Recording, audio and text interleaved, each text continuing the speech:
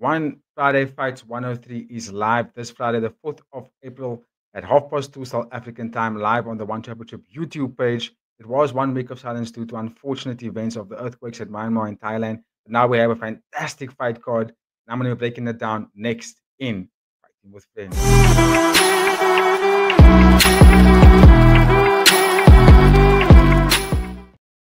Yo, what's up, everybody? Welcome back to the Fighting with Friends. It's your boy, Brother Kaya, back again with another preview of One Friday Fights 103. And as always, like Eddie says, we will start at the top of the card, featuring Kulab Dam taking on Farzan Sicek, as you can see on screen. Absolute fantastic fight. They are competing in 147 pounds Muay Thai, which does make it a catchweight bout, which is what you can expect mainly on these Friday fight cards. Let me just zoom in here.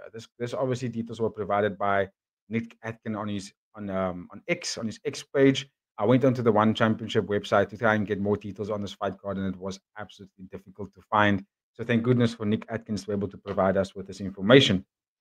All right, so let me get straight into it. This is my second take on recording this video because of audio issues, which you can see on my face. I'm a bit frustrated by that, but we are now. And starting with the left, Meteorite, one of my most favorite fighters in the One Championship to watch. 26 years old, he's recording One Championship, if I'm not mistaken. There we go, 9 wins and 5 losses. Featuring three wins by KO, 2 wins by TKO. He's with a 56% finishing rate, which makes him really, really dangerous. His last 2 fights, his 2-fight win streak, he beat John Lineker and Sua Black by KO and decision, as you can see on screen. He has 2 losses against two, well, I'll say former champions, but Nangwo is the former champion at bantamweight, and Nabil Nan is current interim champion, which in my opinion should be the champion. So that tells you a lot about Kulab Dam in terms of the current pool that he's fought against and how powerful he really is. Fight out of the orthodox, southpaw stance against the left Meteorite.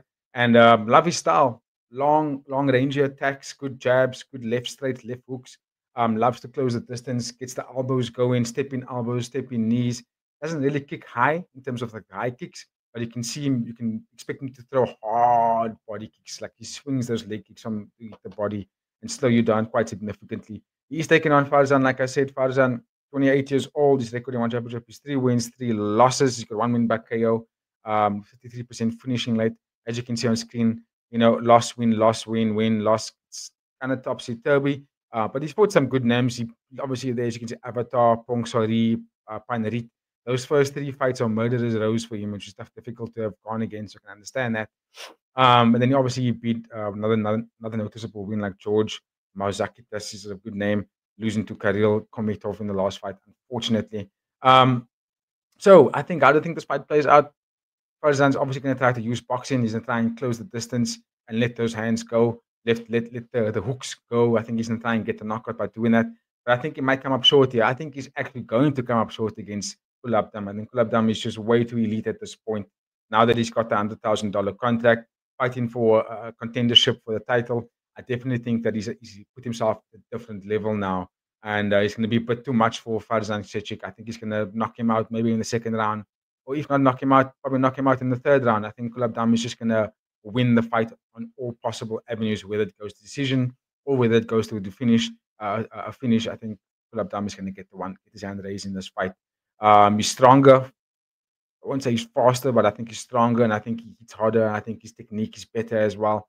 And Kulab Dam, like I said, he's on a mission to get that title. So it's hard for me to see him losing this fight against Farzan Sicek. But of course, ladies and gentlemen, you can obviously let me know your comments. Let me know your thoughts in the comments, and also drop a like and share. But most important, give me your thoughts on this fight. How do you think it's going to play out? But I'm going to go with the left Meteorite, Kulab Dam, to get his hand raised here, just in a fashionable way. Okay, so we'll keep it moving. Obviously, the co-main event, which is another catchweight bout, features Wacharapun taking on Mong Kun. And I think that's going to be an exciting matchup as well. Wacharapun is slightly older. He's 32 years old. The record in the One Championship is 3-0. All these fights ended in a finish, as you can see on screen. KO, and TKO. 100% finishing rate. Just an absolute killer. Loves to get the finish. Powerful kind of fighter. Walks you down. Those hard body kicks. Those hard elbows. And he's quite durable as well. He can take a shot. He really can take a shot. But I mean, look at that. All those fights ended in the first round. So you can kind of expect what kind of athlete and fighter he is out of the PK Senchai gym. Wacharapun is going to probably try and close the distance immediately and just make it a dogfight, which is what he does best. No, he's not taking on Xavier. Excuse me, got my stuff. I said I'm doing this for a second time, so I just got my what's the name? Just got my stuff in the wrong position here, so I'm just quickly going to bring Monkun on screen for us, so you can get his results, get his stats as well. There we go. So let's bring you back on screen. Boom. 24 years old, 2-fight losing streak. His record in World Championship is 2 wins, 4 losses, 1 win by KO, 1 by unanimous decision. Look, you can see on screen he fought against Song Chanoi, who fought last week before last week. His last win came up against Pouillet by knockout. But after that, he obviously lost twice against the same opponent, Tong Lampoon, via split decision. I remember watching both those fights, and Monkun, durable, very powerful, good defense. He actually keeps his hands up, unlike a lot of the fighters. He keeps his hands up, so he makes him very durable, very clever in the defense. Got a hard overhand right, got a hard left body hook as well. And I think that's a very good style. It's a very good stylistic matchup because Wacharapun is obviously going to push the pace and stay in the face of Monkun, which is going to force Monkun to obviously fight back and utilize that overhand right and use that power that he does have. I think he's going to come up short here. I think Wacharapun is going to win the fight by a decision. I know that all these first round finishes showcases that how is he going to go past the first round, what's he going to look like in the later minutes. But I do think that he's quite durable as well, and I think he can hang with some of the top guys. So it's going to make for a fantastic matchup. It's going to be one of those car crashing kind of fights, and I think the power of Monkun and the overhand right of Monkun is going to have to remain very defensively sound in this fight because the pressure is going to come to him at a high pace from Wacharapun. So let's see how it goes. Wacharapun can win the fight via knockout. So can Monkun. I think Monkun can actually get Wacharapun tired, get him sort of weakened into the later rounds, and probably get the job done over decision. But I don't know. It's hard to see. Maybe. Actually, you know what? I think Monkun can actually get the knockout here. Whereas Wacharapun can also get the knockout. But I think if it goes past the first round, that's where we're going to go into untouched territory for Wacharapun. So let's see how that goes. Monkun by decision, Wacharapun by knockout. That's how I'm going to conclude it there. Of course, give me your thoughts in the comments, ladies and gentlemen. All right, we'll keep it moving to another part. I'm going to skip the Pansak and Palangbun fight. I think Palangbun is probably going to win the fight by decision, but I will reserve it for the recap to give my thoughts on that one. In the meantime, we are going to go to a fight that's going to be hella exciting. We have Xavier Gonzalez taking on. Let me just again. I don't know why I'm losing these guys' profiles. Let's just go Xavier Gonzalez. Right, there we go. Xavier Gonzalez, young, vibrant athlete, 23 years old, coming in at 5.7 inches tall.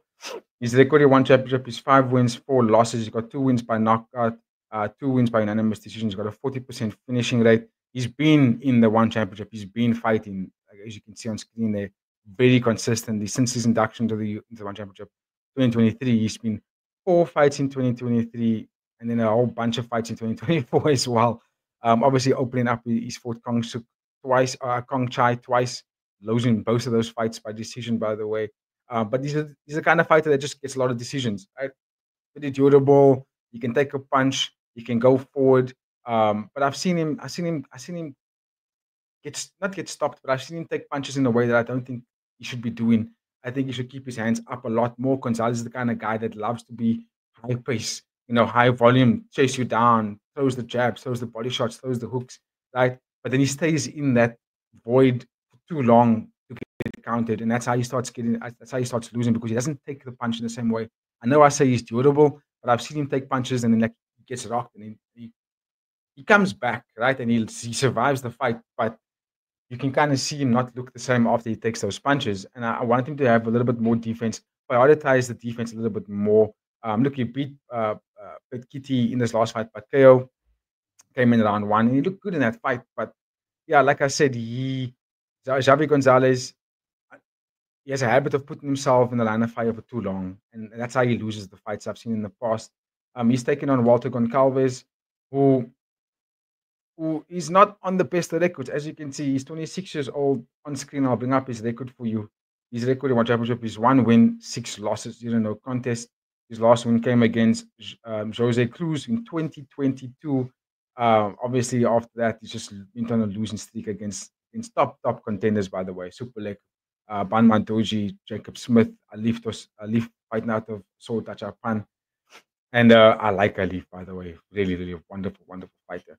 So that is kind of like shows you, okay, his record is not the greatest, but he's also lost against top contenders. Some of them are champions today, so it makes kind of sense that he's taken those losses.